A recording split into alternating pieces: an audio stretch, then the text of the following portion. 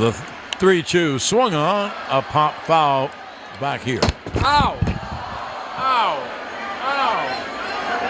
It really hit me. I didn't know it was coming back that far. So once again.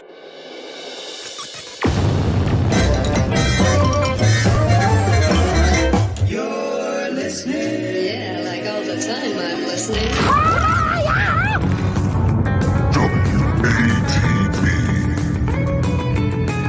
With Christian, Eric, and Carl sometimes. Listen in your office, in your car, or even your neighborhood bar. We're doing it. We're doing it. We're having fun. We're making it happen. It's fun time. Open your mouth. Close your eyes. We're going to give you a big surprise. And here it is. Yes, welcome to Who Are These Broadcasters? He's Eric Zane. I'm Christian Bladt. A little later, the great Reverend Shitstain will introduce us to a new friend. But first, Eric, tell everybody how super chats work on this show. Well, they don't. No, you know what? It's a great point. Our buddy Brian Johnson pointed that out. No, ladies and gentlemen, I mean, how much fun is it to sign off, have Christian sign off with something that he really doesn't want to say, like his love for the Fuhrer or whatever else, whatever terrible things we can come up with that you can come up with. So whoever has the highest dollar amount attached to the terrible thing you want Christian to sign off with, that's how it works. It might result in a battle back and forth. Can they do it at, like, let's say some guy throws $10 to have you talk about the Fuhrer, but then someone throws $11 to talk about how you love to beat up children. And then the first person adds $2. Can they add, or do they have to start over? No, they would need to make a new $12 super chat. I had never considered that until right now, and the judges' rulings are final. Oh, no, that's fine. Because it means more money for us. Yeah, okay. All right. Yeah, absolutely. So that's how we do it. Also, if you just feel like we're pathetic and we could use a few bucks, we'll take your fucking money. But if you actually make us laugh with a line that has no dollar amount attached to it, that goes up there too. Sometimes we post hate. That's about it, right? That's about it. And sometimes, we'll bring people in the chat. Sam Bibley says, no offense to who these guys are, but it's hard to hang when there's no potato on the screen, to be honest. I think it's the only way that Eric can be here is just occasional visits from the potato. Yeah, small doses. Very, very small. Very, very small doses. Well, first up, here at Who Are These Broadcasters, we always strive to get things right. And when we make a mistake, I make sure to own up to it. Last week on the show, we played what I called the greatest phony phone call of all time. I stand by it. I'll give you a little snippet, just a little reminder. I know we all know this. We saw it last week. And I see OJ, man, and he looks scared. And I would be scared because there's cops all deep in this. So that is still the greatest phony phone call of all time during ABC News's live coverage of the O.J. Simpson Bronco chase. I miscredited it to Captain Jenks, and people in the chat were trying to tell us, but I didn't see the chat because I was too busy counting our super chat money. And it's Murray from Brooklyn. So huge shout out to Murray from Brooklyn because, Eric, the most important thing you need to know about Murray from Brooklyn, he knew he was never going to top that, so he didn't do any more phony phone calls after that. Oh, I thought you were going to say he killed himself. I mean, maybe eventually, but thank you to Michael C. We appreciate that. I don't know what Zhang's son. Well, John Son's a Tran. So John Son's a Tran. Yeah. Okay. And right. I think we've got one from Dust Cloud as well. Yes, thank you. You're pathetic. Have a latte on me. Thank you. I like when people think that they it's like, oh, and by the way, you're pathetic. It's like, yeah, I mean, thanks. That's true. I guess. We appreciate it. Yeah, right, exactly. We appreciate all of it. In any case, so that's our correction department. I think Eric, we don't get it wrong often, but when we do, we shout it out. And there's a wise man who has a way to approach this. The Bladt cast. Thanks for the $2. It's like They say that's why pencils have erasers. Exactly. That's why pencils have erasers. I like how he says the Blatt cast. You can actually hear the fat wavering between his throat and his lips. Blah, blah, cat. The blah, blah, cat. Anyway, so I do want to pull on a couple more threads with the juice. Don't worry. This is not OJ clips, but let's head over to national news, newscasters right now.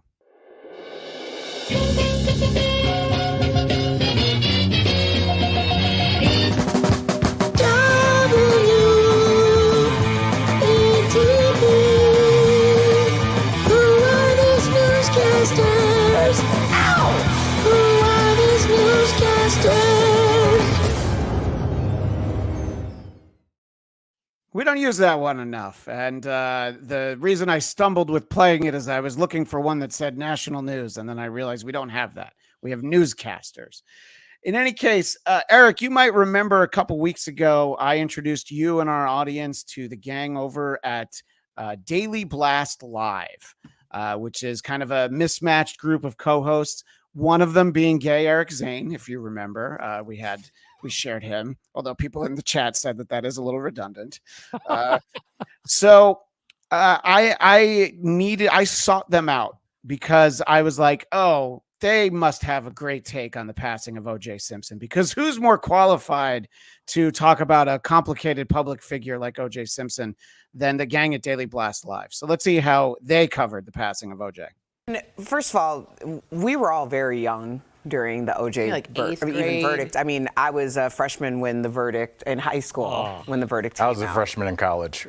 Old Man River. Really? Yeah. I was 8th grade. I'm 46. Wow. Yeah. Wow. But I mean, Tori's not looking at me like I'm an old tree on the pasture. Okay, Groot. But anyway, the point is, we were young and we were learning about how the world works. So, when somebody passes, let's make it about you. Yeah, let's talk about where you were and what was going on. Oh, I was in 5th grade. I know. Well, the girl that says I was in 8th grade, I think the gentleman next to her is thinking, got any pictures? I mean, you want to share those with us? Anything at all? But yeah. So I don't know. I mean, regardless of who the person is, I'm just like, all right, well, let's make it about them.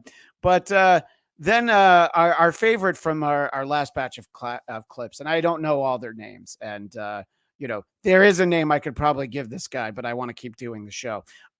He I think kind of gets a little too serious for this crowd.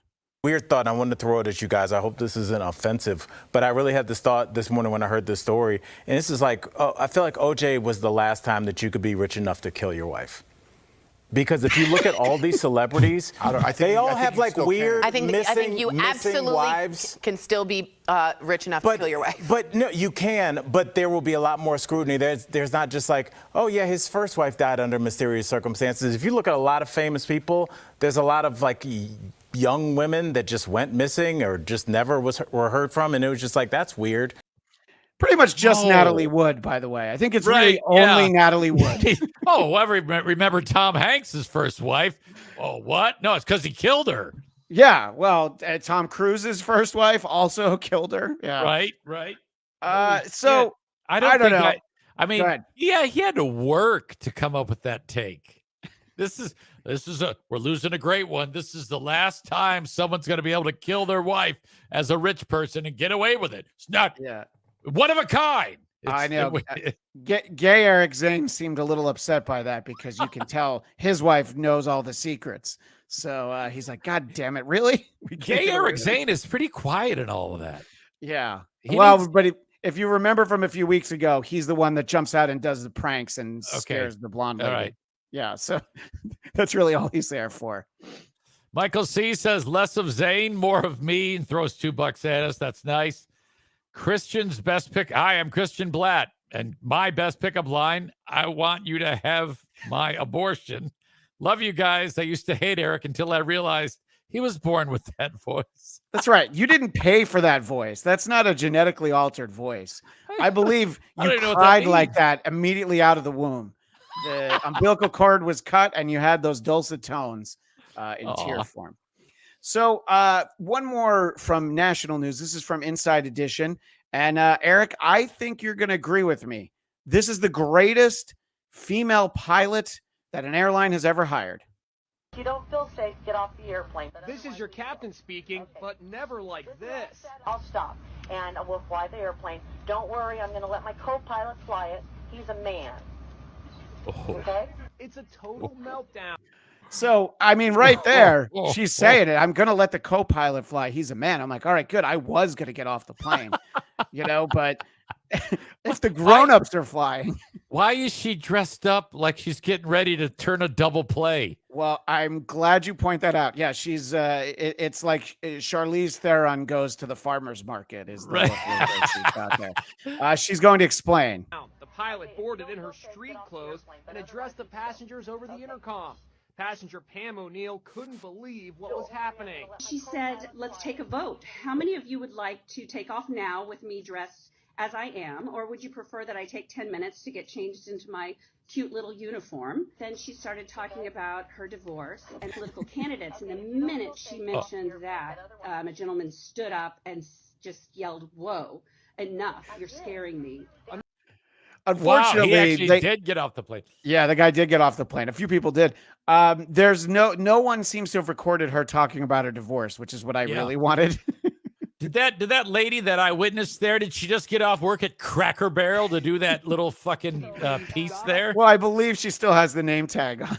Jesus, look at her. Look at that. Look Yeah, at that well, skirt, that hair. She's definitely wearing some flair. That is what's encouraged from the old country store there at Cracker Barrel. Yeah. But I'm sure no one in our chat would have wanted to get off this plane when they saw that was the pilot. I think everybody's probably comfortable. Without a doubt. Without a doubt. Without a doubt. All right. Well, let's move over to our bread and butter and hit some local news.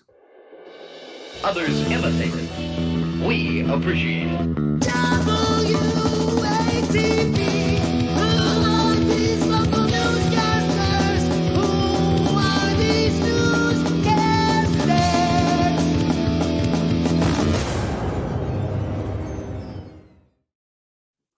So we've got a few stories about, of course, the worst kind of bears. We've established that on this show. The black bears. They're the ones that cause all the problems. Yep. They're known as ninjas. That's right. The new ninja bear. Literally a house that's probably 3 minutes from where I am right now. A ninja bear decided that he was going to try and use the hot tub. You know, I love me a good bear story, and this one's very Burbank. I forgot that I need to set up the fact that I have this guy doing a stand-up because Eric, I don't know his name, but I think you hate this guy. You're going to hate this guy. You know, I love me a good bear story, and this one's very, very remarkable if you catch my drift there.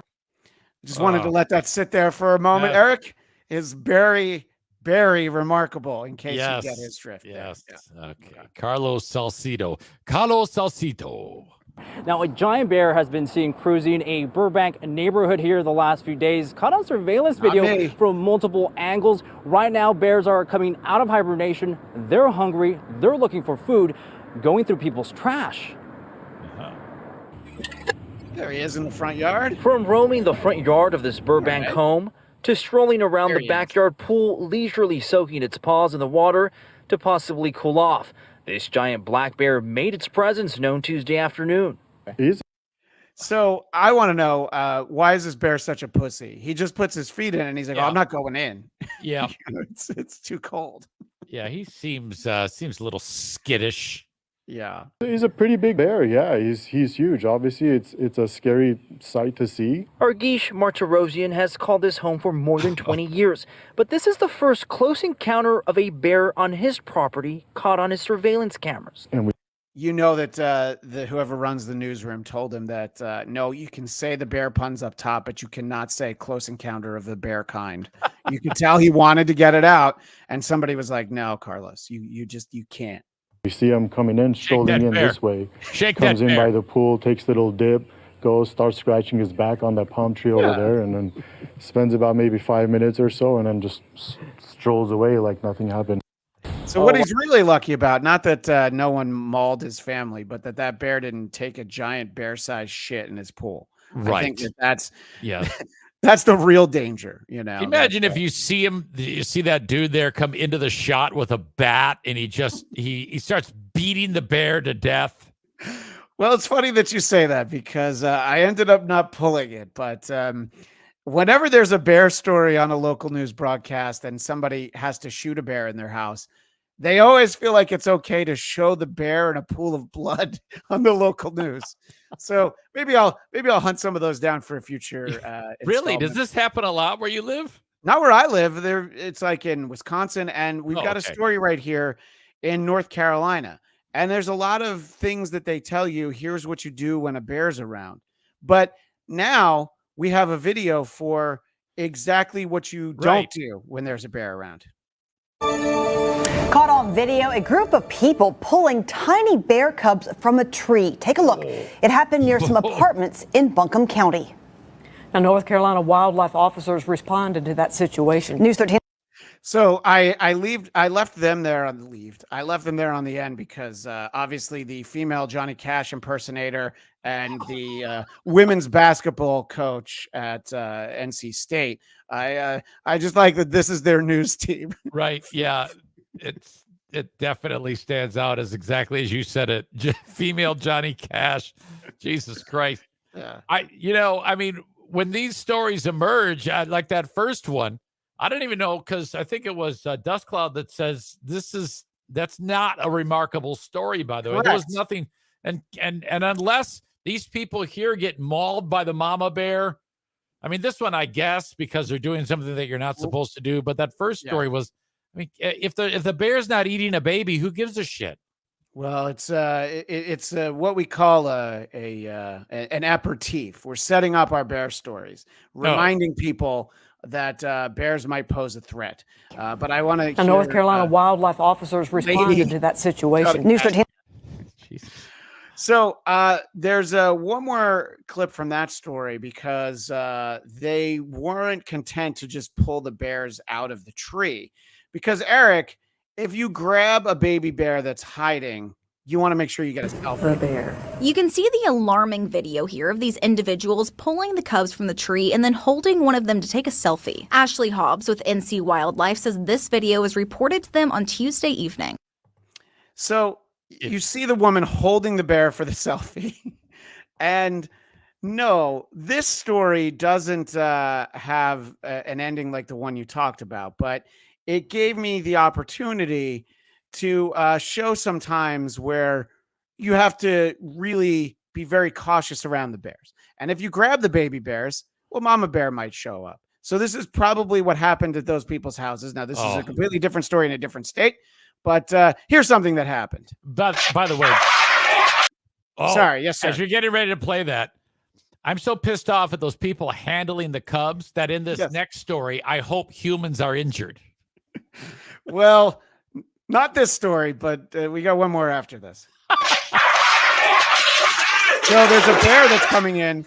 Just a wild bear attack caught on camera here. This Daytona Beach homeowner fighting off a black bear who went after his dogs. The man was bitten while defending his dogs and is receiving rabies treatment. The dogs were not hurt. That's a lie. That's a lie. The dogs are dead. They always say that. Dogs so dead. The dogs are both dead. So at some point, I think that, bears they get really crafty and really clever. It's like AI. Eventually it becomes self-aware. The bears really know how to handle situations around humans. So listen to what this group of bears did. Act as she went to investigate a noise in her garage and discovered 5 bears like these going through her trash. She was dragged out of the garage into the driveway. The 45-year-old woman, not identified by authorities, was able to escape and get inside the house where her husband called for help. So 5 bears dragged her out into the street, and I feel like they left something out of the story. Yeah, those are ninja bears that gang raped that chick. I believe it's a straw dog situation, or if possibly straw bear situation. Yes, exactly. Yes, this is all because I couldn't believe the videos that I saw of the people picking the bear cubs out of the tree. I did want Mama Bear to show up and, just start swiping faces. And, if there was some blood, I think that would have been fine. Let's stick with the animal kingdom for a moment for a story that to Wired Christian. Very funny. For our audio audience, I think I should let them know that the Wired Christian said they stole her purse. Here's another story on handling the animal kingdom. At a Virginia Wildlife Center are taking a really unique approach to helping one of their newest residents. This is crazy. Yeah, they're wearing masks and acting like mother foxes. They're doing this rather as they care for an orphaned newborn red fox. I've never seen. So again, I feel like we need to tell for our audio audience, the person who is tending to this bear is wearing a fox head. But if you think that it stops at just the fox head, don't worry. There's a lot of attention to detail. Foxes. They're doing this rather as they care for an orphaned newborn red fox. I've never seen this before, but this is clever. Hence the word unique. Clever. The fox was less than 24 hours old when she was dropped off nearly 2 weeks ago. The center says that it is very important to wear the mask to minimize human sounds and to create visual barriers so that she doesn't get used to humans. The goal here is to release her back into the wild someday and hopefully soon, right? I was watching this earlier and the mama, see, look, she's opening her. Isn't that weird? Isn't that the weirdest thing you've ever seen? But hopefully it works. That looks like very real. Yeah. The mouth. It looks real. That's weird. Yeah, I would think that little baby fox can't even open its eyes yet, but what do I know? I mean, for the baby fox, like, I hope it works, but this is going to be what my nightmare is tonight. That's the only good line out of all this. The idiots said it's real. It looks so real. Well, they have more fun with it. Gotta give me a heads up, guys. So how do I get that for a Halloween costume later on in October? I will die. I will die if you. We're gonna show up to work again, pop out of a corner and say, "Hi, Aaron." So I wanted to leave the bad banter in. You inspired me to. It's like, oh, you like that line? Well, you're going to hate that. Now, obviously, a lot of the way that stories like that work, every local news station subscribes to a news service, and they all get the same videos. Principled uncertainty. I get that I've woken up in hell, but I was expecting more fire.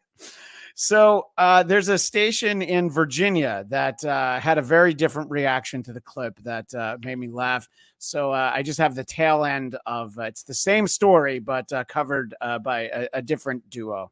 There's fake teeth. Moves. How do we feel about that? Unsettled. Yeah, it was a little weird because some people wear those hats or heads for like different reasons. It looks like like one of those conventions. What are they called? Like furry, or that's something different? That's something that we're not going to talk about. That's not TV friendly. That's not we're going to talk about. Okay, but some people, But what I learned from this clip, Eric, is dude on the right, 100% furry. Oh yeah, he's had furry dick in his butt. There's no question. Wow. Yeah, so she went right to the furry, which I want to know more about her too. Right.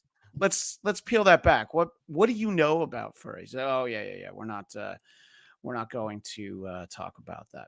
All right. Well, this one's just going to be a laugher, beginning to end. All right. So this is in Indianapolis. A local reporter is her name is Hannah Fulman. And I mention her name because there's another video we'll show probably next week of her doing something very stupid that's very different than this. But she's talking about some plans for the eclipse. So this is a few weeks ago. And for our audio audience, she is on a kayak. Festival runs from 10 to 5 on the day of the eclipse. Reporting at White River State. So, idiot. Of course, if I'm showing that clip, Eric, you knew right away she was going to fall in. Yes, definitely different than a kayak. She's standing on a paddleboard. You're right. It is a paddleboard. Absolutely. So that makes a hell of a lot. Oh my God. Clip. Reporting at White River State. I sometimes think that these people do this on purpose because they want to go viral. I did have to hunt that clip down. Jimmy Kimmel shared it, and I didn't want it with his audience fake laughing, so I had to go find the original clip. But yes, so she did get some pub for that, as they say. I mentioned that a little later in the show, we'll be joined by Reverend Shitstain. He put this local news story in the Discord, and I want to introduce our audience to someone who shows that heroes come in all shapes and sizes. Closet, a home intruder told 11-year-old Braden Smith to sit in while he stole items from the boy's home Friday morning. Braden had a different plan. He turned his back, and I went to grab my machete, and I went into the living room and hit him in the back of the head.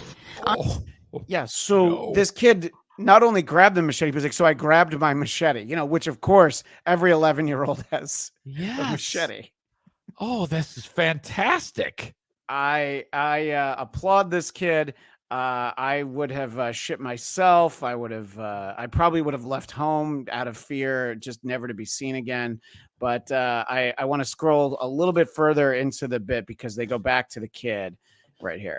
I have to protect the house Goddamn right. I knew if I didn't protect the house, he would probably take like everything. Braden hopes he's figured it out this time. I just really don't think that you should break into other people's houses. I mean, you can earn money by getting a job instead of breaking into people's houses. So Al Sharpton is outside this kid's house now. Dwyer Christian Cumia adopts this kid. But I mean, the presence of mind of this kid, and let's be honest, a little stupid, the kid, this could have been a very different story, if he wasn't so adept with his machete. JFK Headchunk writes, enough with the Black Bear stories.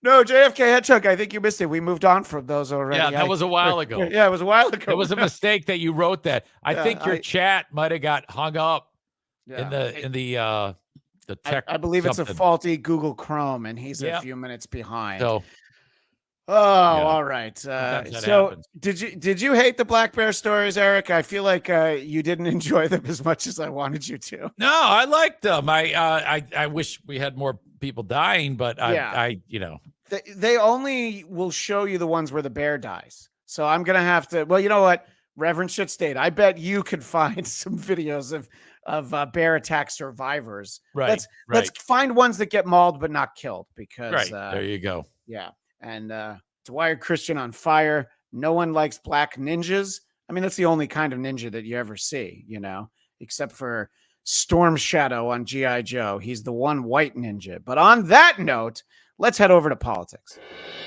A lot of people talking about Christian and Carl's segment, making it great with who are these politics? Well, there's a lot of excitement going on in lower New York City for the trial, the hush money trial for former President Trump. I'm not so interested in what's happening in the trial, but there's just some hysterical things that are happening there. Like the one dude, I mean, what a great prank. He lit himself on fire. I mean, fucking home run, Cumia. And I don't have video of that because it's always pixelated, but I have something almost as funny, Eric. The NYPD chief, Jeffrey Madry, explains the circumstances, and you tell me which cartoon character he reminds you of. Fire. Another area in the park where some of the accelerant spilt is also on fire. Civilians, court officers, members of the police department, they run into the park. They make efforts to put him out. They use their coats. They use fire extinguishers. They use their coats. They use fire extinguishers. So, yes, I'm glad to see that Mushmouth is still. I was going to say yes. I was thinking someone from the Cosby Show, but I went. You just had to pick which one. Yeah. So our favorite Cosby kid is now the NYPD chief of police. CNN was able to talk to one of the jurors in the trial who had gotten dismissed. And I thought her reaction was funny. I cut this down to just this funny reaction. But beforehand, she's explaining that she had just become a U.S. citizen like a month ago and that she got asked to sit on this jury. She was dismissed, but I thought it was a funny observation she has here for CNN. What was your impression of Donald Trump when you saw him? He looked less orange, definitely, like more yellowish, yellow. Nothing else than that. He doesn't look angry, or I think he looks bored. Yeah, so I didn't know he was yellow. I thought he was orange. That's what everybody tells us, Eric. Well, yeah, he's not from China. China, yeah, I know. I like that was her observation, though. It's like, yeah, he looks bored and yellow. So let's just say there's someone in my house that matches that description. Oh, no. In any case, Jesse Waters, we've played clips of him before a few times on the show. And he has a very specific angle in his coverage of this story. He's worried about one person. But the guy needs exercise. He's usually golfing. And so you're going to put a man who's almost 80 sitting in a room like this on his butt for all that time? It's not healthy. You know how big of a health nut I am. He needs sunlight and he needs activity. He needs to be walking around. He needs action. Wow. So I left that clip in because he says he needs action. I mean, obviously. I would assume there's like a law clerk that's there just to, give him a handy to try and take the edge off every now and then. Oh, but God, this issue of Trump sitting for a day, I mean, the guy's 77. Like I haven't seen the footage of him running a marathon, but maybe I missed it. I see him go up some stairs and that takes a little while, but that's one show. So that's the 5. Then on his show later that night, Jesse Waters is back to banging the drum here. Draining his brain and his body. Now, I don't like to sit. They say sitting is the new smoking. You're going to take a man who's usually golfing or in action, and you're going to sit him in a chair in freezing temperatures and just let people rip you and you can't say anything? What? 4 days a week? 8 hours a day? That takes a toll. It does take a toll. That guy's looking at him like, what the fuck are you talking about? And he's expected to actually follow up. So the best thing is that this guy is one of Trump's lawyers. And even he's like, what? Yeah, he can sit. It's okay. No. Our argument is that he should be out campaigning. He doesn't need to sit. I mean, they should have one of those standing desks for him. What do you think Jesse Waters is going for? The fact that he hit this at 2 different day parts on Fox News, that he feels like this is the important issue for him to hit. Yeah, I don't know. It seems like if you had something that, couldn't someone tell you that it's just not that interesting of a take, that Trump needs to be moving around? Come on. Yeah, well, it's my favorite Jesse Waters clip is still the one where he had Doug Stanhope on for about 40 seconds, but these will be in the top 20.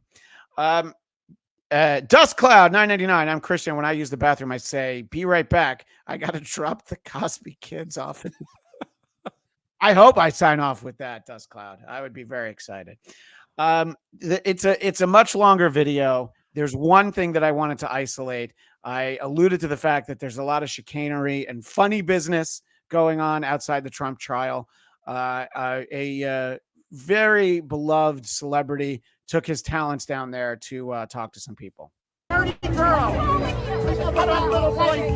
the diehard Trump supporters are outside the courthouse today. It's a real who's who of who's off their meds. I've never supported gay rights. I've never. You gotta go. This man is gays for Trump, everyone. Gays for Trump. That's right. Gays for Trump. My name's Triumph. I'm with Dogs for Michael Vick. This is a judicial lynch. So that was the only reason I wanted it, was the gays for Trump. I'm with Dogs for Michael Vick. I have a soft spot for Triumph the Incel Comic Dog. I watched the entire 15-minute video, and that's all I'm going to share on this show. But people should always seek out Triumph. I believe he has a new special somewhere.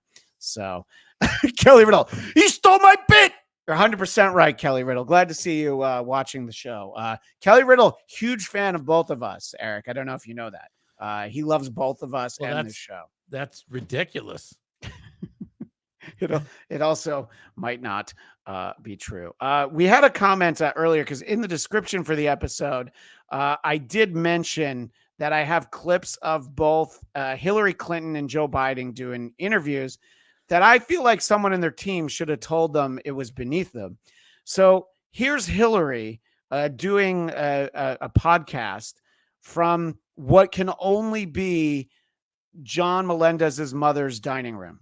Finally, I think we haven't talked much about the international arena, but his bromance with Putin, and it was actually called that, I think, by the. So she's in her 70s. She's like almost 80. You don't get to use the word bromance. Right. What she's about to say is nowhere near as upsetting as her usage of the word bromance. So I voted for Hillary 30 times in 2016, and I want all 30 of my fake votes back. So you've lost a customer, Hillary. Do you think she still has sex with Bill Clinton? I think in the entirety that you and I have been aware of Hillary Clinton, she's never once had sex with him in 30 plus years. If you're like a powerful person, I don't know if she is anymore, but at least she was. Yeah. Can you just demand someone show up and screw you? Like if she called Carl and said, "Get over here," would he show up and just screw her? Well, I mean, Carl would do that just because we all know that he has the horn for her. He's always been very big on Hillary. I think he talks about it constantly. I had to mute him on social media because there were so many pro-Hillary tweets that were coming out. I'm like, enough, Carl. We get it. Oh, no. Okay. Apparently I misread that situation because Carl Hamburger, Hamburger, says nope. So I guess we're wrong there. But let's let her make an outrageous claim after she uses the word bromance. The former Prime Minister of Australia, who said he saw Trump with Putin, and Trump was just gaga over Putin because Putin does what he would like to do: kill his opposition, imprison his opposition. Do you think that might be a little bit of projection there, Eric? Because she's saying Trump wants to kill everybody. Yeah.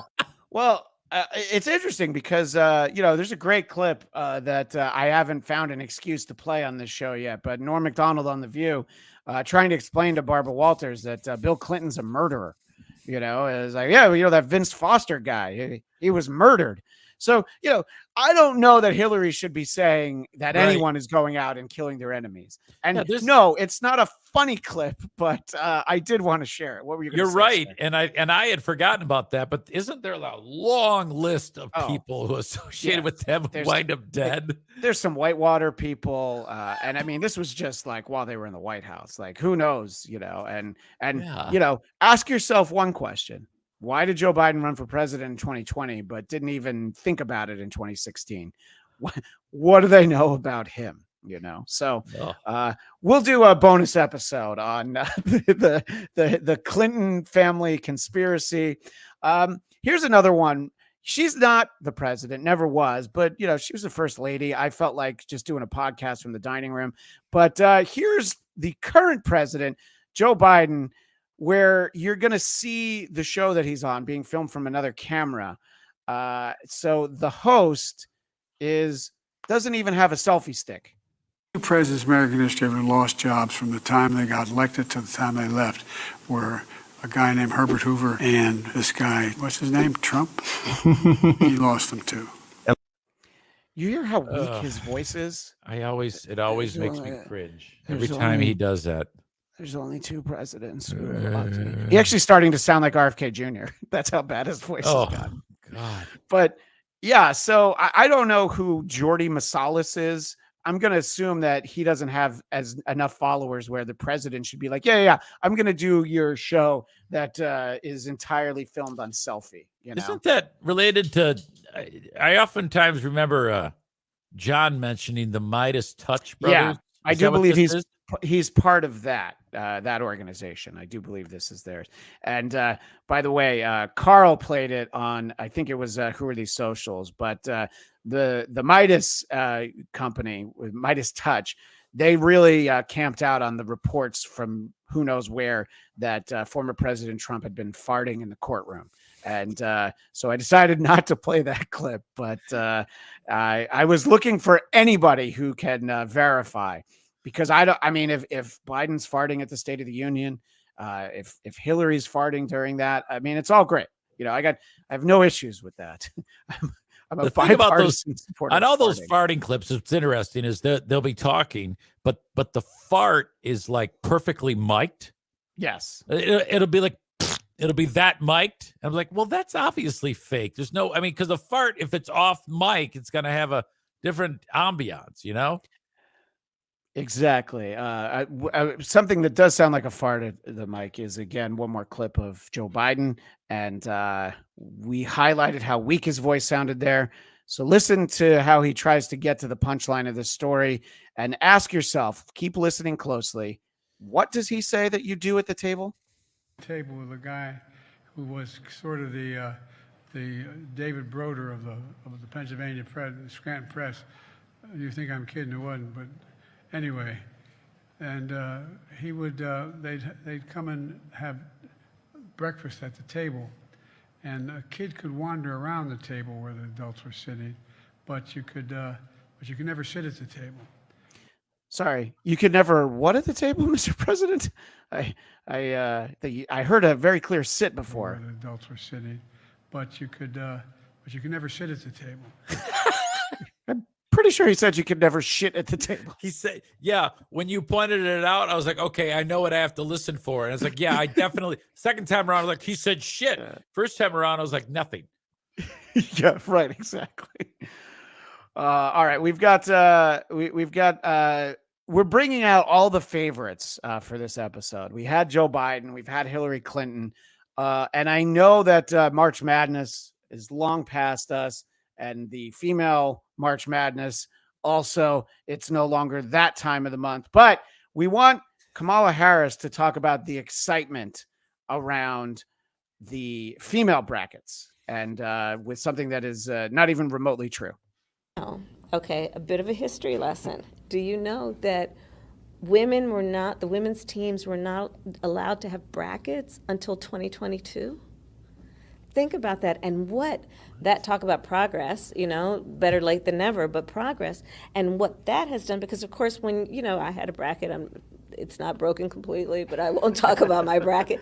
But you know what, just how we love March Madness, and even just now allowing the women to have brackets and what that does to encourage people to talk more about the women's teams.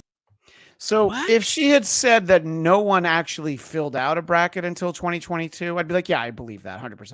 Right. Like, why would, what office is having the women's bracket office pool? But I mean, she didn't say like 2015. She's like, yeah, just 2 years ago, there were no brackets. So I like how she's like, I'm gonna educate you. Right. She sure did. And I that's 1,000,000% wrong. I think the women's basketball tournament has been going on for decades. Yes. The tournament's been going on for a while. And I think that, it's just like how if you want to have a contract with the NBA, you have to have a contract with the WNBA. If you want to air the men's tourney, you have to air the women's tourney. And look, by all indications, I didn't watch any of it, but the ratings for the women's tournament was actually higher this year. So, I watched more of the women's than the dudes. Swear to God. Could you tell the difference when you tuned in to whether or not you were watching female athletes on the court or perhaps male athletes on the court? Okay. My honest to God, yes, I could. Okay, good. I will say this. It's slower. You're looking for different skills dominate. Sure. Reasonably all right to watch. Okay. I guess. And that's about it. I mean, I know none of this sounds that great. No, but is there a female player that you thought like, oh, Caitlyn Clark, obviously, and we're going to see her in a moment, obviously the most talented, but did any of them catch your eye, if you know what I mean? There was one little blonde that was cute. She had like pigtails, but much too young for me. So that's about it. She had pigtails. No. Yeah, this one that was a blonde. That was a commercial for Discovery Zone, Eric. I'm sorry, you made a mistake there, but yeah. consider that when you start sending in your super chat. Sure. All right. Well, we're having fun talking ladies basketball, so let's head over to talk shows. I said, can you dig it? I think so. WATV. Now who are these talk shows? Just who are these talk shows?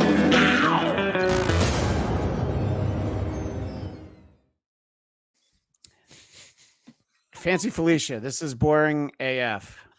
You might not be wrong. You know, it's entirely true. You know, I I don't know what that one was. That was inadvertent. All I can do is curate the clips that I'm interested in, the ones that I think are funny, and stick around because there's one place you can go to where it's guaranteed to get laughs and entertainment. And of course, I'm talking about The View. Hoop superstar and #1 draft pick Caitlyn Clark just signed with the NBA's Indiana Fever for, and are you ready? $76,000. In fact, listen to me. Listen to this, because if you thought that was some way to hear this, the entire Fever payroll is $1.2 million. Nice. That is less than the minimum salary for a single NBA player with a year's experience. So the women have the headlines, they have the fans, they have the viewers. When the hell are they going to get paid? I don't understand. Shut up. Oh, I know when they're going to get paid, Eric. When people watch their fucking games and actually go to them. The goddamn league is not profitable yet. It doesn't. These owners are bleeding money. It's organized sports DEI, I believe, which is a little bit of a buzzword right now. And yes, stupid. So that's my message to Whoopi. I think that the NBA might make a few dollars more, and I already made the point a moment ago that I wanted to include in there, which is the WNBA games are only on ESPN because they want to show NBA games. And I've talked to people who enjoy following those. That's great. You know, if the little girl in the pigtails that Eric has his eye on wants to go to the WNBA because she would like to play basketball, great. Right. I hope they inspire girls to know that you too can play basketball in college, but then it's time to, get married and make me my fucking dinner. So, it's such a ridiculous argument to suggest, well, they play basketball, thus the only thing that's keeping them from earning like the men is the fact that they're women. It's like, these are supposed to be intelligent people who are coming up with this stupid point of view about it. I'll say this, like for the women's soccer actually is. I mean, that's a great example of why the women should be paid the same as the men, because they actually are profitable, even more so than the men. So that's apples to apples. But for this basketball thing, it's apples to oranges. It doesn't work that way. But everybody ran with that goddamn point of view because all these idiots were suggesting it. Biden even got behind it. It was like, oh, this is such a shame that the women are only making $75,000. Yeah, fuck that shit. In fact, the percentage of a first-year player compared to what the league makes is actually higher than what a first-year NBA player makes compared to how much money the NBA brings in. You see what I'm saying? No, I know exactly what you're saying. Yeah, if you factor in Caitlyn Clark's salary to the gate at the Indiana Fever, you know, like last season, it's probably not going to add up to even close to $76,000 for the entire season. I think this year, I think she should make the most because people are going to go to those games because she is there. And to your point, that just because somebody plays basketball doesn't mean that it's worth watching. Keep in mind, the Washington Generals have been playing basketball for about 55 years, and they have never won a game. The Globetrotters are out there with ladders, and, they're dribbling on their asses. So, yeah, not everybody deserves to get paid. Principled uncertainty. He says, what? No, that is not true. Eric has had a stroke. Men's soccer subsidizes women's soccer by a massive margin. All right, I might have been talking out of my ass. Yeah. But, I mean, people remember the, what's her name when she took her top off. Yeah, I think I think what I was polling was U.S. Yeah, US I think soccer. that's fair. Yeah. No, not we're not the like, only ones who will pretend that we want to watch that. Well, yeah, our men's soccer team sucks dick, and no one gives a fuck. But how are they at playing soccer? All right, we're talking sports, so let's stay with it. Home of the hourly triple play. W-A-T-B, who are these sportscasters? Just listen and find out who are these sportscasters?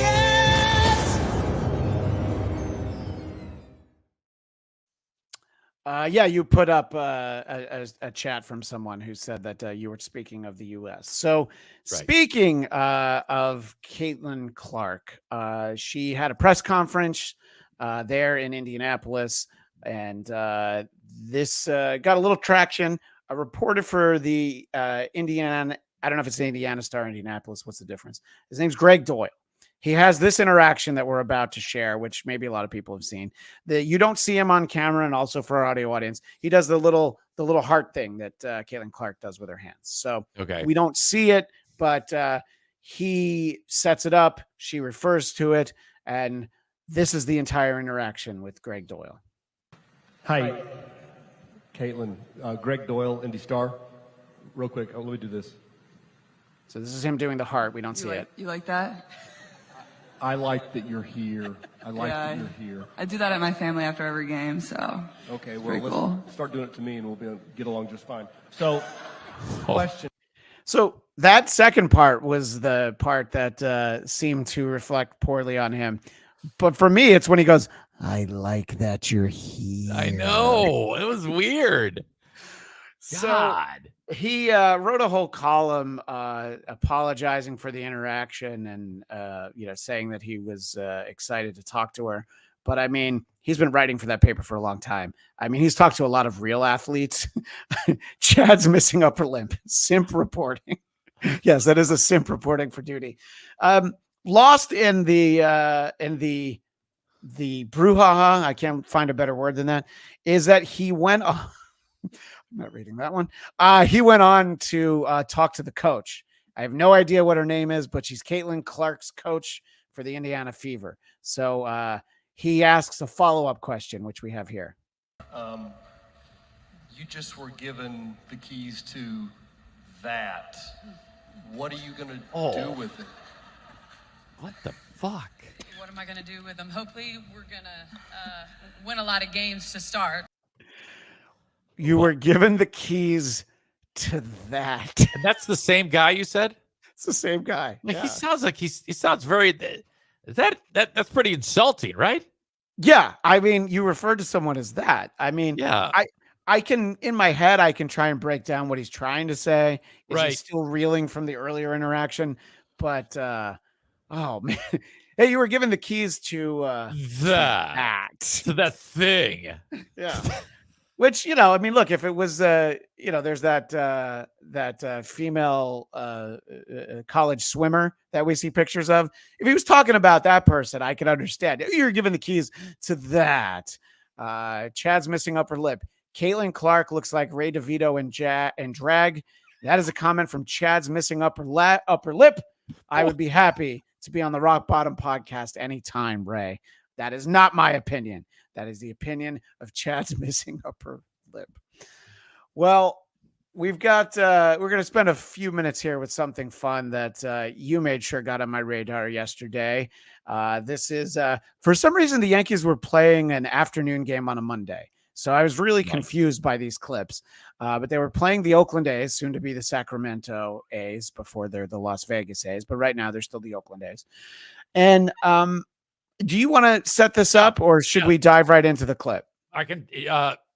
How far in? I mean, how much background do you think I should give this? The previous bat? Yeah, so you could talk about that because the clip is going to start from the first time the ump talks to Boone. Batter for Oakland. Doesn't matter who. Doesn't matter who. He gets hit with the pitch, but he also checks his swing. And so there's the guy's going to first base and he ends up going there, but Boone is suggesting that he swung which would change things. So when that's all going on, there's enough between the manager of the Yankees, Aaron Boone, and the home plate umpire, I forget his name, that the manager or the umpire gives him a warning. He's like, all right, enough. I mean, this is like one batter into the fucking game. One batter into a game, a Monday day game that probably, if I had to guess, Eric, no one wants to be playing. Right. So. Okay. So this is going to be, we're going to see, I think it's Hunter Wendelstadt. And again, we talk about how we shouldn't know the names of officiating in any sport. And this is a guy whose name I've heard many times. So let's watch this interaction. John Tumpain is the first base umpire. You saw him making that call. You're not yelling at me. I did what I was supposed to do and check. I'm looking for him to get hit by the pitch. You got anything else to say? You're gone. So I'm going to pause that for a second because I could not believe how well mic'd this was. Right. This is as it was broadcast originally. This wasn't like, oh, they went back and they boosted the mic. You could hear this really well, which is why this becomes a great clip in a moment because of how well you can hear everything. Yes. So now let me ask you this before, because we're getting to the high point of what happened. Do we need to set them up with what happened? Or do we just let it roll? No, I mean, I think you told them. So we're going to see the next part, and I've got a few follow-up clips. Okay, that, good. All right. Are going to help kind of explain it a little bit better. So we'll have plenty of stuff that we can get to in a moment, as we say. But let's go back to this one first. Yeah. Okay, Hunter. Wow. You know what? We're not going to need a John Boy breakdown of that one. We got a very clear. Aaron, there you go. And now Aaron's saying I didn't say anything. Aaron's saying, hold on a second. I didn't say a word. He's got his hands up. He's like, no, I really. And it's great camera work because they did leave the camera on Boone the whole time. I don't think they realized that he was about to get ejected, but we see that he does not say anything. Right. You know, this isn't, this isn't Bobby Valentine with the fake mustache. This is like legitimately, he didn't do anything. The ump heard something, but he didn't hear anything from Boone. No, but as we'll see, he doesn't care. Bullshit. I did not say anything, Hunter. Okay, I did not say a fucking thing.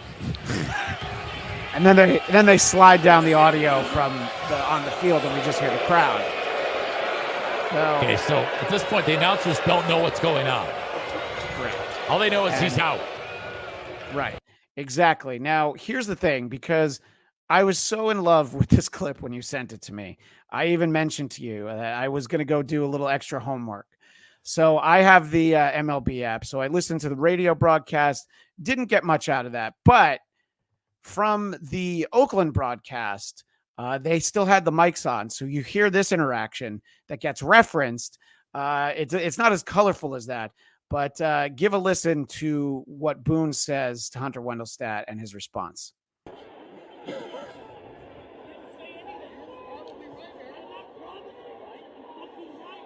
We're just listening in because we don't get audio like this. But unfortunately, you barely got that audio. So he says, you're probably right, Aaron, but I don't care. Oh, my God, that's fantastic. Yeah. I'm sorry. I filmed that one myself, and it sure sounded louder on my phone, but that's the point. But so this is all great. It's unfolding, and, he does get kicked out of the game. But you sent me a follow-up clip this morning, and we're going to take a look at the explanation on what actually happened. So the fan in the blue shirt is the one who says something to Hunter Wendelstadt. That's what he reacts to, and he kicks out Aaron Boone, who says, whoa, I didn't say anything. So the fan called him a fat fuck or something like that, and then he just assumed it was Boone. And that's why when that first clip, Boone was just like, well, I guess I better shut my mouth. And all of a sudden he gets thrown out. Yeah. Well, what you don't know, that I already had this fills it in. So here is a local New York broadcaster, SNY, which airs Mets games, but they also cover the Yankees. So the fan that yelled at the ump and caused Aaron Boone to get ejected ditched his blue pullover. So he's just sitting there in a white T-shirt after this happens. Yeah. And he's like, oh yeah. I don't think it was that hot in New York yesterday. So he's just like, all right, but clearly the same guy. So what a great story this guy has to tell. This guy's kind of our hero of the week, right, Eric? He gets to tell everybody. Count Eric Connor, the fan yelled, "You ever swatted in the catcher's face?" That's a solid reference, Eric, even though you didn't pay for it. Happy to read it. But just think about being this guy. It's like, yeah, did you ever get a manager ejected from a Major League Baseball game? I did. That is, wow, that was quite a thing. That was just fantastic. Poor Boone. He's just standing there. He goes, all right, well, it's first batter. I better just shut my mouth for the game. I had my He's been ejected enough that he puts his hands up. He's like, yep, I'm not going to say anything. All right. And probably he's got people telling him, like, yeah, he did check his swing. He's like, fine. And then like 10 seconds later, he's like, you're gone. Well, you know what's going to happen now. The next time any old manager goes out to dispute something, but doesn't get thrown out, or even if he does, the second that they get back to the dugout, if any fan is there, you could try to replicate this fucking thing and get your guy thrown out. Yeah, right. Exactly. I mean, if you work for the other team, you just pay somebody to go put on a Yankee hat and chirp at the umpire, So I think that's probably the correct way to handle it going forward. Well, I know how much our international audience loves our sports coverage. We're going to stay on baseball for a moment because this is less about sports than about a little miscommunication, a little language barrier issue. So the Dodgers minor league team that plays in Rancho Cucamonga is called the Quakes, and they play in a park called the Epicenter. So they're really asking for something, being that team name, and that happened. That doesn't have anything to do with the story. But for their Latino Heritage Night, they always pick a fun team name for them to wear on the jerseys that night. And, they sell them. I think they donate to a charity.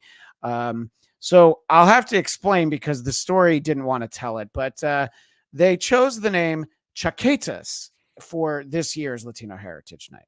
Okay. All right, look at this. So the Dodgers' local minor league affiliate, the Rancho Cucamonga Quakes, opting for a controversial name for their Hispanic-themed jerseys this year. The name players will be wearing across their jerseys is chaquetas. The name is the Spanish word for jacket and most commonly refers to the jackets worn by members of a mariachi. However, the word also has another meaning, which we cannot discuss on air.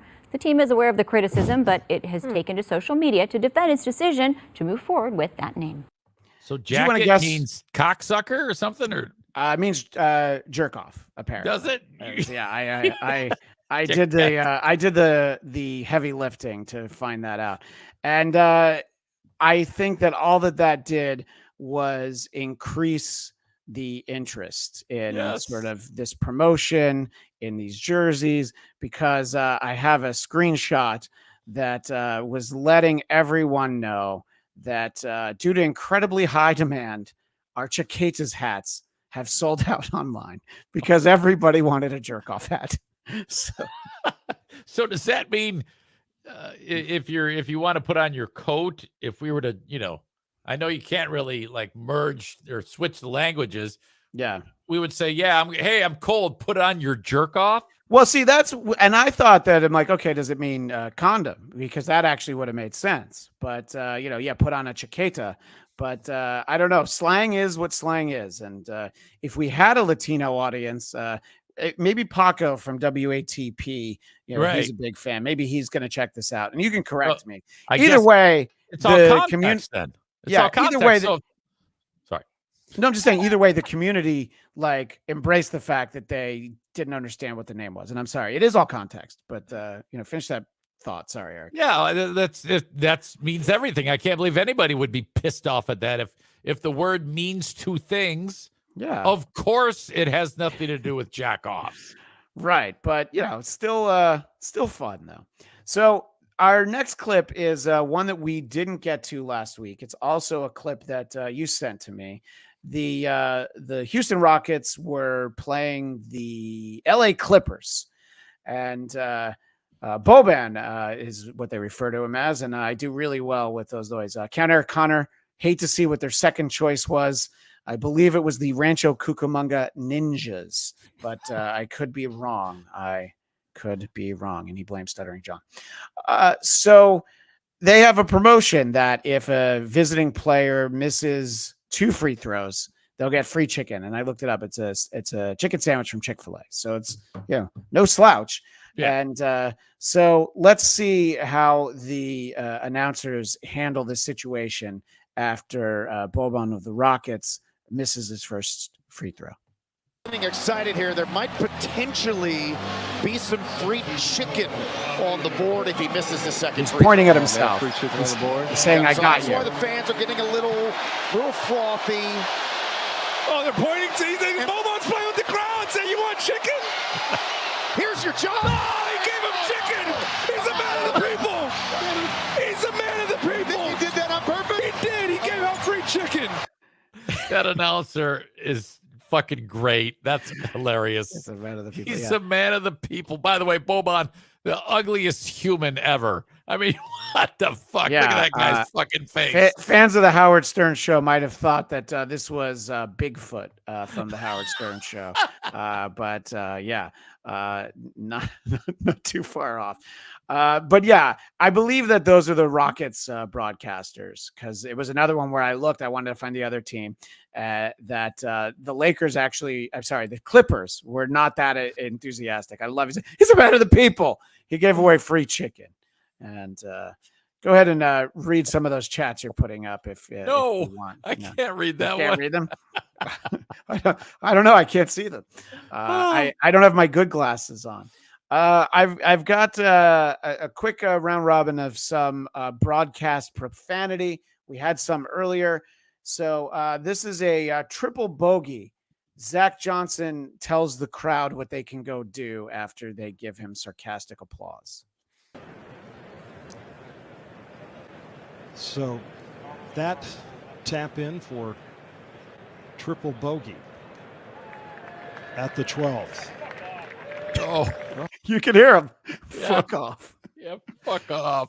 I love that. It's that's all I need from golf clips is we need more of that. Swearing or somebody yelling Baba Booey in the background. I'll still always play the Baba Booey clips. It just doesn't happen as much as it used to. We show a lot of Nick Castellanos on this show, and I'm going to tell you, even though he's in this clip, I'm not going to go through my montage of great Nick Castellanos moments because this is a post-game interview, and he's very upfront with the broadcast team.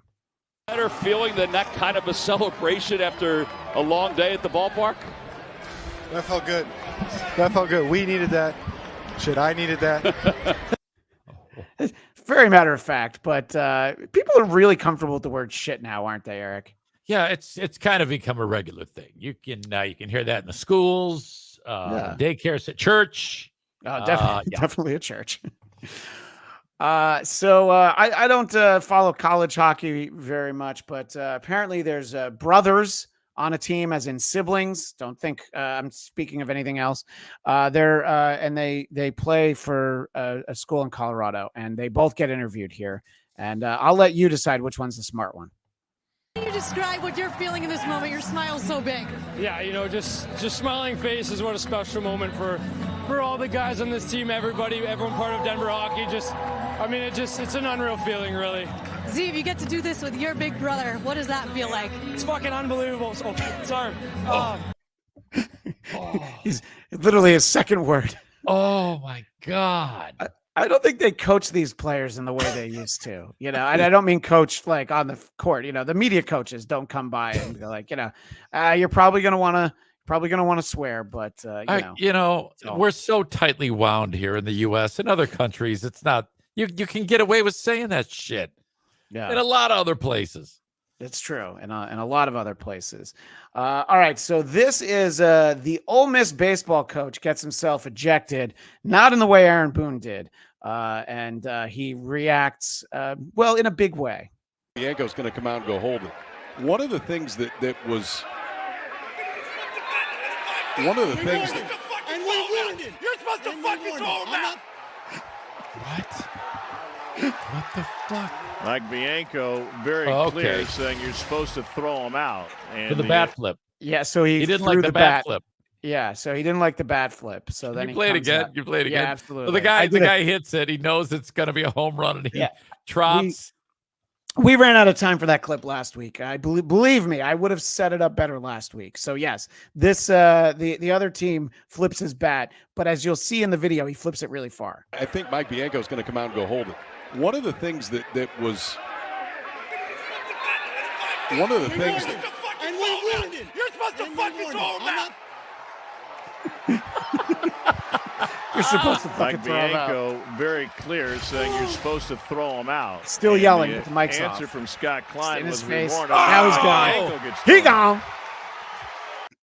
But just how clearly mic'd he was early on. You're supposed to fucking throw him out. Fucking baseball. No, that should be allowed. It should be encouraged. It Yeah. should be whoever throws it the fucking farthest gets a bonus. You should be able to throw it in the stands. Yeah, Fucking as idiots. long as you don't hurt anyone as much as a black bear, you should be allowed to throw it. I think it'll be all right. But baseball sucks, assholes. Well, in some ways, but our friend Jody B sent me this one. This is the GM for the Jaguars, the Jacksonville Jaguars. And listen, every mic is a hot mic, and he's talking, but sometimes these mics are a little stronger than you think. So it catches everything. A couple of days going through, Coach and I haven't sat down and gone through the final board yet. I mean, we hear it clear as day, and he knows it. So he's like, all right, I guess I should say, excuse me. Gone through the final. Oh, my God. Gone through the final board yet. Could that have been his belly? I mean, he said, excuse me. And I feel like here's one of those ones where I choose to believe that it was a flatulence. And we have to spend a few minutes with Elayne Boosler. Do you know who Elayne Boosler is, Eric? I've heard the name. Yeah. Well, she claims to still be a comedian. I remember her from like comic relief and stuff in the 80s. And she had a very interesting Sunday afternoon that she wants to tell people about. And this is a 3.5-minute video. And I'm going to play a lot of it. I'm sorry, but it's too entertaining for me. How your Sunday went, but I'll bet you it was better than mine. Here are my wrists after being handcuffed for 2 hours at Dodger Stadium. That's right, I was arrested. I didn't know that your bag coming into the stadium had to be clear, and I was so excited to bring my new little baseball bag into the stadium, which is so adorable, and my baseball socks. I'm a baseball fan. This looks big because of the phone, but it's 10 inches across, this bag. It's nothing, and there's like nothing in it. And they said, nope, you have to bring it back to the car or throw it away. And So those are the rules. This is somebody who doesn't know the rules. And, look, there's a few ways you can handle this.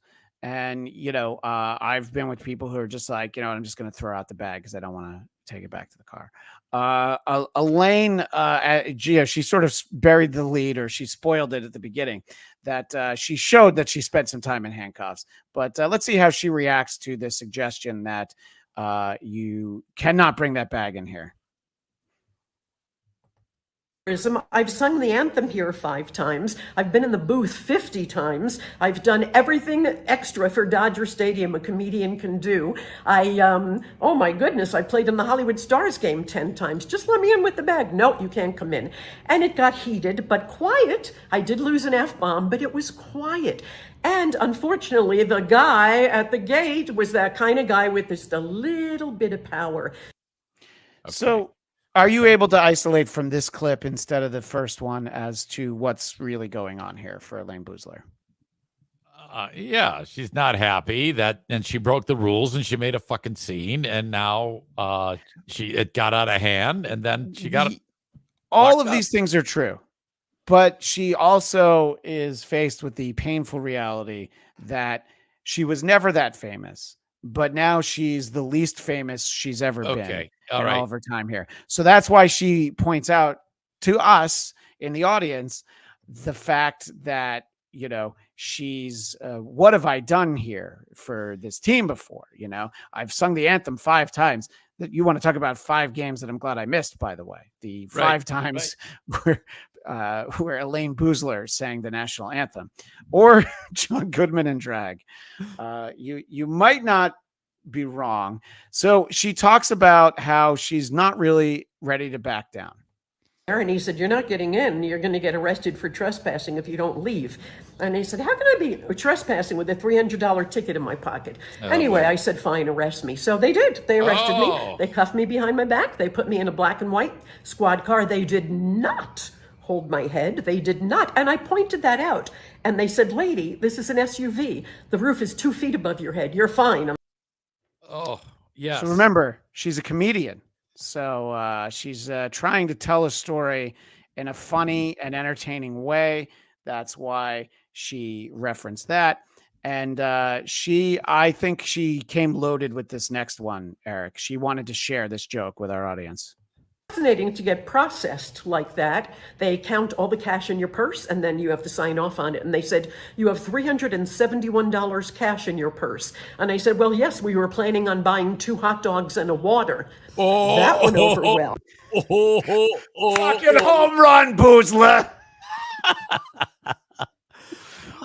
Fuck me.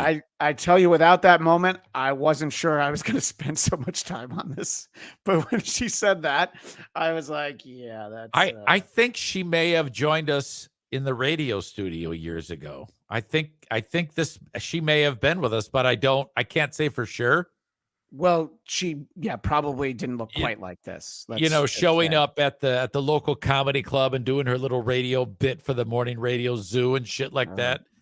But but she's never checked into the insane asylum. No, not yet. Not yet. Okay. Not yet. I've only had the guy from the local jeweler on. So the local what? Jeweler. I just heard the first few letters. I was very upset first. There aren't any of those in Northern Michigan. Okay. All right. Well, I want to finish up with Elayne Boosler, and maybe if you're hating watching this, then maybe send us some super chats once in a while. Get arrested, you're going to have a record. And I said, oh no, I won't be able to vote, but I will be able to run.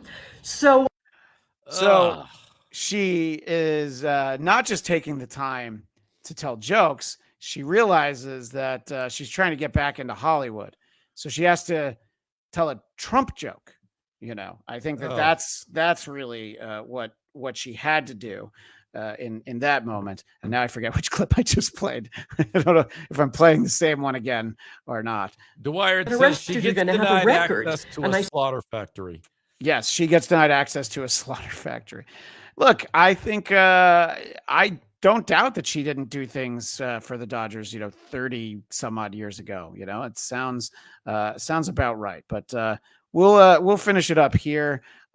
Jay Phoenix, clear bags have been a policy at Dodger Stadium for 4 years now. Jay Phoenix, it's a point I'm going to make in a moment. Let's let Elayne have the last word. No, that's fine.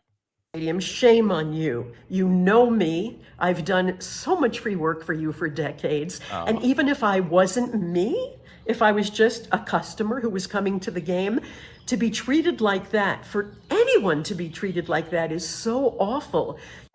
So it goes back to the message here, and that is why I did play 6 clips of it, is it goes back, even if I'm not me, and it's like, me. I'm like, do they? There's no security guard working at Dodger Stadium that knows who Elayne Boosler is. Right.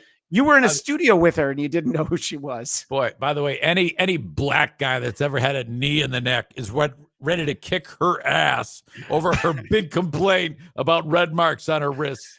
She did, look, I couldn't play all 3.5 minutes. She does say at one point, the police were very nice, but of course I'm white. So you did realize what she latched onto. So I went to Dodger Stadium this weekend. I went 3 times. The Mets won 2 of the games. They lost the one that Elayne was trying to go to. And when you go, you get this email that I am sharing with our audience right now. Here's what you need to know before you arrive at Dodger Stadium. Scrolling down, parking, tickets. Oh, bag policy.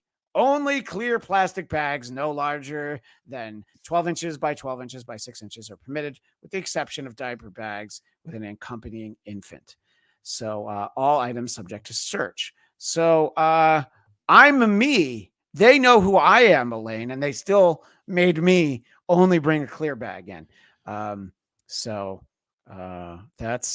That's something that I think maybe could have been avoided if maybe she looked more closely at the emails. I think so. Yeah, I absolutely think so. And obviously, if Elayne is taking up this cause, it is good to know that there are only the best and brightest standing up to support her. She is someone who, was in Hollywood at some point, and she has famous friends with no other than Keith Olbermann standing up for Elaine Boosler. Dodger security force, breaking Dodger security forces LAPD to arrest their 5-time singer of the national anthem of Elaine Boozler when she dares to question their clear bag only policy. And then he goes into more Keith Olbermann stuff. And at the end, he says, they owe her at minimum a public apology. I feel like that video would have taken up a lot less of our show if she had done what she was supposed to, which is just say, I'm sorry, I got out of hand. I didn't know the policy. Follow the first of all, how do you not know the rules? Second of all, once you find out the rules, there's got to be something you can do. They gave you an option. Go back to your fucking car or dump the stupid bag. Who gives a shit? Instead, fuck that bitch and fuck Keith Olbermann. That was what I wanted to get out of you, Eric. That's why I made you watch all 6 of those clips. That's what I want. Whore. That's the Zane we want on this show. Jesus the Christ. Angry Zane. Well, before we get to his presentation, I'm actually going to bring the Reverend Shitstain, powerful pooper. I'm going to bring him in early because he shared the clip that we're about to show on the Discord. And he's got the John meme on there, the John GIF and whatnot. Sorry, gentlemen. Oh, sorry. Just having a beer. It's hard sometimes, Scola. Yeah. Anyway. And we appreciate you being here. So this is the video that you shared on the Discord in the ring. It's a very short clip. I told you which one I was going to play. Do you need to set this up at all, or should we? No, I don't really know the context. I just know it was a recent fight, and this poor guy got gassed, and you'll see what happens. Yeah, we'll see what happens. So, Eric, this is a fighter who maybe wasn't in fighting shape. Shooting from a ways out. Yeah. He needs to come in with kind of a combination. So the gentleman on the left. He needs to come in with kind of a. It's clearly a blue Gatorade puke. I mean, I don't know what else, unless he was drinking antifreeze before the show, which would actually make sense. Who the fuck is the ref? David Spade? Look at that guy. I actually think it was the Indiana Fever female coach doing some moonlighting. And the Reverend Shitstain, you share such great stuff on the Discord. We had that kid who fought off the burglar with the machete earlier in the show. And so you find all the heroes out there. With kind of a combination. So, that was not something that you usually see every day. And I thought I missed something. I was like, oh, wait, did he shit? And I'm like, oh, no, it was blue. So that's what threw me off. Shit. Yeah, he shit out of his mouth. How do you find a clip like that, Reverend Shitstain? You just happen to be in a lot of MMA and such Discords and Telegram channels. I have noticed a lot of MMA stuff. All right, so Reverend Shitstain is going to introduce us to someone. I'm going to turn over our entire great moments in broadcasting history to Reverend Shitstain. Let's hit the jingle. Flashback. WATB.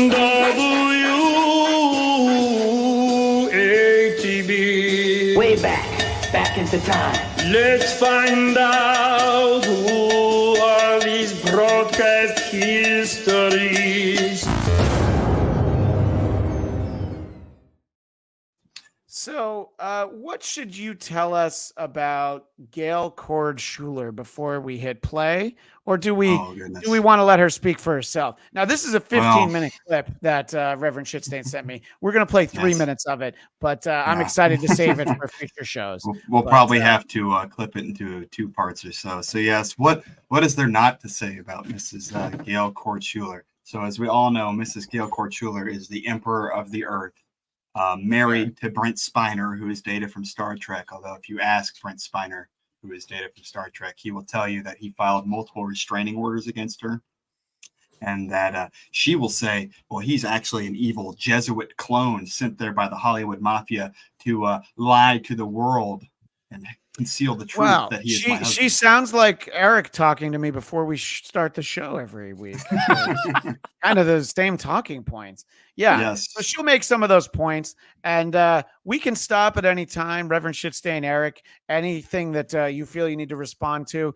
We're going to show 3 separate clips of her right now. Well, I would like to give just a bit more context to her. Before yes, please do. Absolutely. So she's been around for a very long time on the internet. She's had her own website. She's written multiple books, all of them, schizobabble. She has appeared on Tosh.0, I believe twice. I think that she did a follow-up, although I can't remember. She is a legendary character within certain corners of the internet. She basically daily will make anywhere from 2 minutes to 5 hours of videos talking about her daily conversations with her friends Jesus and Buddha, Matthew McConaughey, Chuck Norris, Keanu Reeves, Waldo from Where's Waldo. All of these people are also her husbands, by the way. She's married all of them. Yeah. She speaks to them through Skype. And they provide to her wonderful information. And all of these characters are actually 1 or 2 people who are real people. They basically act as her handlers because, she's a schizophrenic and her meds don't really work. She's really, I wouldn't have guessed that from watching these videos. And the biggest thing that I don't understand, Reverend Shitstain, is how I did not know who she was when you sent her name to me. So. Well, you got to kind of delve in those corners of the internet. But yes, she's had multiple wars with the Antichrist and the Jesuit armies. The old Antichrist. Who hasn't? Yeah. The old Antichrist was Zach Knight. He relinquished his powers and became her good friend. And then it was Angelina Ballerina. You might remember her from the 90s, the toy.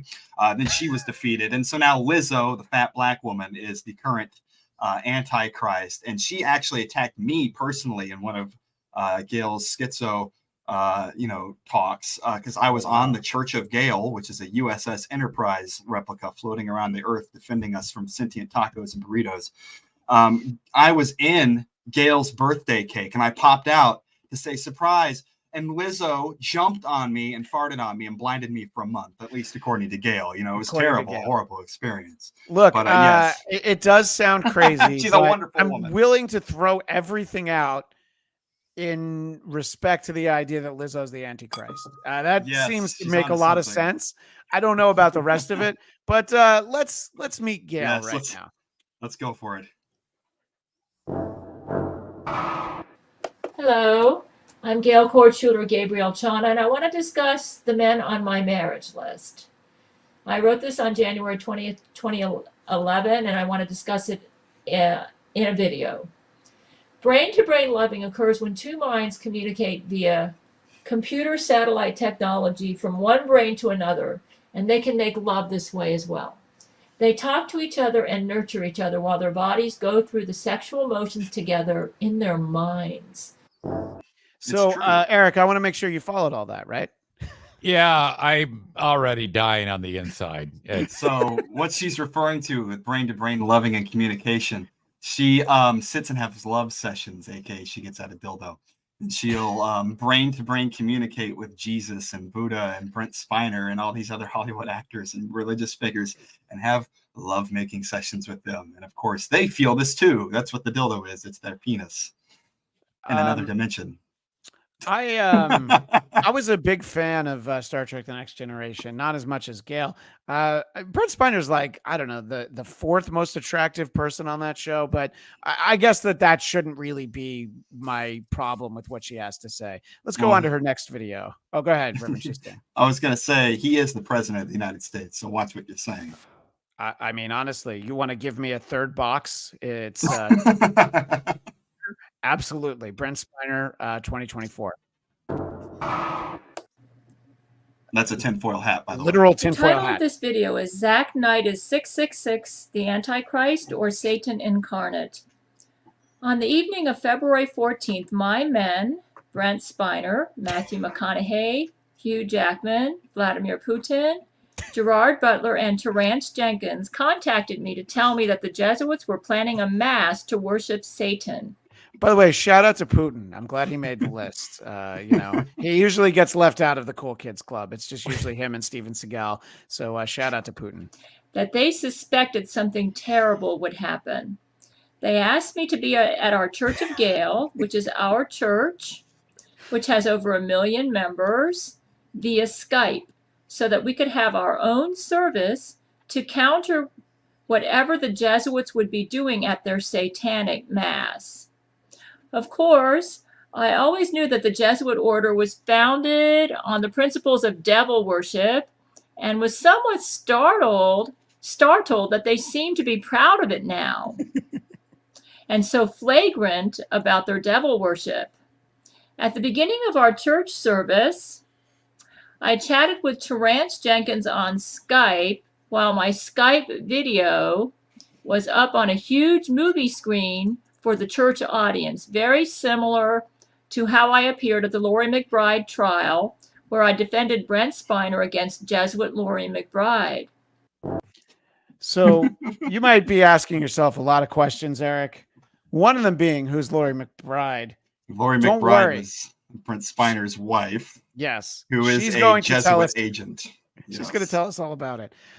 We had some great comments in the chat. People really appreciate her camera work, right, Eric? Yes, well, that's actually my fault. I actually had to chop and crop the video from my original edit that I made when I interviewed her. It was funnier when she was off to the side. Sorry. to burst the bubble. But I love that you interviewed her. I love her. We've got time for one more, and I think if I play more than that, Eric's going to fly here and murder me, or at least send some black bears to my house. It's your show, man. It's your show. 5 black. No, but believe me, that is just the end for this. Down Eric Connor, don't put Spiner's wife in the microwave. That's a great point. So we've got one more, and then I want to get all of Eric's thoughts, all the feels. This clip, unfortunately, was a little longer than I wanted it to be. So get ready, Eric. Laurie McBride and I are so opposite. She forced herself on Brent Spiner when he didn't want her. And he wanted me, and I turned him down to honor my Lord. You know, it wasn't until 2006 that Brent and I consummated our relationship in any way. And that, thus far, has only been brain to brain. Jesus has told me that in the millennium that the men on my marriage list will no longer need their sex dummies. He will sanction me having sex with all of them in the millennium. In fact, I believe right now that one of the men on my marriage list, Terrence Jenkins, is having oral sex with Rule 13 on a regular basis to save her life. Because Zach Knight, it appears, is trying to kill her by giving her an overwhelming orgasm so powerful that it could kill her. Zach did this to her when she thought that Jesus Christ was making love to her bukkake style. It appears that he's angry at her for being willing to make love to his enemy, Jesus Christ, even though it wasn't Jesus making love to her. I was so scared for her that I actually participated in group brain-to-brain sex with her and Terrence and all the men on my marriage list, and we all made love to her in a group to keep her alive. We were trying to deflect her sexual energy away from Zach and towards us because we're safer than Zach. He's a killer. Oh, fuck. What do you by think, any Zane? chance, Eric? Yeah, there was a reason why I went full screen on Eric and Reverend Shitstain and I were in the. By any chance, was that 3.5 minutes worth it to hear her say bukkake style? Because it kind of was for me, Eric. Yes. Just wait. So you'll later hear about the nuke kake. So the Jesuits' greatest weapon developed is the nuke kake. It's a nuclear bomb, but instead of nuclear fission material creating a giant explosion, it's just a bunch of Jesuit cum that spreads around and drowns the city. Oh, I thought that was Jesuits. called I thought that was called ninja kake. But Just wait until next week when we get to see her in blackface. I have a I have a rare interjection. You see that little white face right there on my screen? Yeah, the That's dog yelping. Yeah. She's gonna shit if I don't take her outside. Well, Eric, why don't I'll finish off the show with the super chat. Tell everybody where they can find you. Eric Zane Show podcast, wherever you download shows. All right, we'll see you next Tuesday, Mr. Zane. I don't want there to be a bukkake on the floor or anything else. Well, he took it better than I thought he would, Reverend Shitstain. Is there anything that you would like to promote? Does your interview with her exist somewhere people can find it, or is it something we'll have to share on this show? I'd have to go back and upload it somewhere. It only appeared once on another broadcast 2 years ago. Oh, that's fine. No worries. But to shout out, she has her own website. If you just search Gail Schuler on whatever search engine you prefer, she'll show up. It's like Gabriel Chan or whatever. And she purports to have her own news channel on Channel 0, which is Gabe Fox News. It's just, not available in Alabama. Sorry. Or anywhere else, it seems. Or anywhere else. Right. Thank you for having me on, Blatt. No, absolutely. Thank you for being on. I'm gonna finish up with the super chats. Peace and love. Zane fell asleep, so I'll finish him up. Reverend Shitstain, you are a powerful pooper still, right? I believe so. Yes, I reserve that for my enemies, though, not for you. I appreciate that. Well, thank you, Reverend. We'll be glad to see you in the future. Peace Till and next love. time. Peace and love. Till next time, Reverend Shitstain. And he is going to help us visit with Gail, but he's also going to take a look at the Army Major in the near future. So there are a few super chats we didn't get to. Zane was just too busy being horrified. Laziest man on Mars, been working on the house and not watching. Chris, I think that's me, is great at describing the visuals. I hope you mean it sincerely, because I get really stressed out. I worry about the audio only audience, even though I forget to promote that version of the show more often than not. Tommy Getting Made. I believe he's going to win this by 1 cent. I'm a Zaniac, but I'm considering becoming an Elaniac. Yeah, there's a lot of Elaine Boozler in this show, and I think it's going to be good for her. My buddy Eric Connor commenting on Elaine Boozler. Is this how Toad will be rebooted for the MCU? And we did get the one, don't put Brent Spiner's wife in the microwave. And he did have a question for Reverend Shitstain. Do you have a congregation in LA? I think he's got one of those Universal Life churches. In any case, thank you for the super chats. If you have one and Eric didn't read it, please let me know. I know we got this one. Dust Cloud telling us that we're pathetic. Less of Zane, more of Michael C. Look, I'm cycling through them again. I'm not going to lie. I wish this one was my sign off, but it's not. So I want to make sure everybody knows that I have my personal podcast, The Blackcast. You can find it BLADTCAST. Very soon, you're going to see me on Once Over with Kaylee. That's Lucy Tightbox's show, talking about train spotting. I've been a guest a few times with our pal Husey. So you can find all those things. And don't forget to go to hackamania.com. I forgot to put the crawl on. I did it last week and I forgot it. Don't forget to go to hackamania.com and use promo code WATP for 20% off tickets for Hackamania in Las Vegas, May 31st, June 1st, and June 2nd. I will be there. And we hope to see as many of you there as possible. Maybe Elayne Boosler, maybe Gail Schuler. I don't know. We'll see who's able to turn up there. But thank you for everybody who stuck with us. I love each and every one of you, regardless of how you feel about me. And as always, I'm Christian Bladt, reminding you that every mic is a hot mic. And I'm a Zaniac, but I'm considering becoming an Elaniac.